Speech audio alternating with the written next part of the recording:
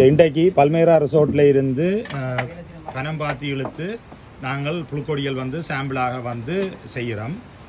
ஏன் செய்கிறோம்னு சொன்ன முக்கிய காரணம், நாங்கள் வடமாநிலத்தில் உள்ள எல்லா சொசைட்டிகளுக்கும் எப்படி பனங்கிழங்கை எடுத்து உரித்து அவிச்சால் சரியோ அதில் காரம் இல்லாமல் இருக்குமென்றதை காட்டி கொடுப்பதற்காகவும், அவை செய்ததை திருப்பி அப்படி முழுவதையும் வந்து நாங்கள் பல்மேரா ரிசோர்ட் வந்து வேண்டி அதை மாவாக்கி வெளிநாடுகளுக்கு ஏற்றுமதி செய்வதற்காகவும் சரி இந்த ஒரு கனவாக இருந்தது என்று சொன்னால், கடந்த 10 வருஷமாக பனங்கிழங்கு அதாவது இது கோதுமை மாவுக்கு பதிலாக எப்படி பனங்கிழங்கை பாவிப்பது உண்டு. அப்போ அதுக்கு ஒரே ஒரு பிரச்சனையாக எல்லாரும் சொன்ன காரணம் என்றால், புழுக்கொடிகளில் வந்து காரத்தன்மை இருக்குது, காரத்தன்மை இருக்கிறபடியால் நாங்கள் புழுக்கொடிகளை பாவிக்கலாதுன்னு சொல்லி அதுக்கு நாங்கள் கடந்த வருடம் வந்து வழி கண்டுபிடித்திருந்தோம். இப்படி உரித்து அவிச்சு வெட்டி அவித்தால் அதில் காரத்தன்மை வந்து சரியான குறைவாகவோ அல்லது இல்லாமலோ இருக்கிறதுக்கு சான்ஸ் இருக்குன்னு சொல்லி அந்த முறைப்படி வந்து இந்த வருஷம் செய்கிறோம்.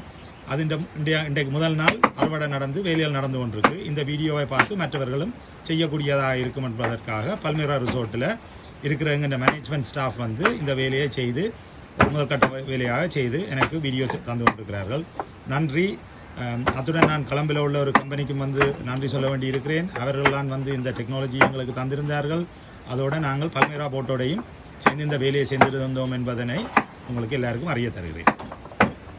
தம்பி என்னென்னு சொன்னாப்போ இன்னொரு கிழங்கு எடுத்து சரிதானே இது ஒரு கடுங்கோ இது எடுங்கோ எப்படி உரிக்கிறதுன்றதை காட்டி கொடுப்போம். உரித்து எப்படி இதுன்றா அது மொத்த கிழங்கு எடுங்க. மொத்த கிழங்கு எடுத்தீங்கன்னா நல்லா பார்க்க சும்மா இருக்கும். இப்படி அதாவது பனம் இதை எடுத்தால் இப்படி உரித்து சரிதானே இப்படி செலுத்தீங்கள்னு சொன்னால் உளுத்து போட்டு எடுக்க வந்து அடியோட வந்து மெல்ல எடுப்போம். அப்போ தான் நான் சொன்ன விலங்கதாக இருக்கும். அப்படியே மடியுங்க முறியும் கட்ட அந்த முறிகிற இடத்துக்குள்ள வந்து போதிய சரி முறியல் அதுக்கு முறிஞ்ச உடனேக்கும் அதில் கொஞ்சம் போயிடும். சரிதானே இதை வந்து மற்ற கத்தியால் எடுத்துப்பட்டு சரிதானே களிக்க வந்து அடி வந்து இப்படி கழிக்கணும். இப்படி கழித்தாத்தான் வந்து அதில் உள்ள காரத்தன்மைகள் வந்து கழிப்படும்.